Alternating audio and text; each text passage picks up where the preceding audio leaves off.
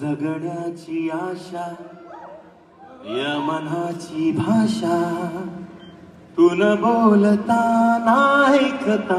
समजून घेना स्वप्नाचे रंग मी तुझ्यात दंग पुरे काय बाकी तुझी साथ संग असताना आकाशी चंद्र चांदण्या तोडून मी का आणल्या मनाचा पाळणा करू बांधून घे जरा सुला डोळ्यात तूग साजणी सुखाचा स्पर्श तुला तुझ्या विना उरेना अर्थ जीवना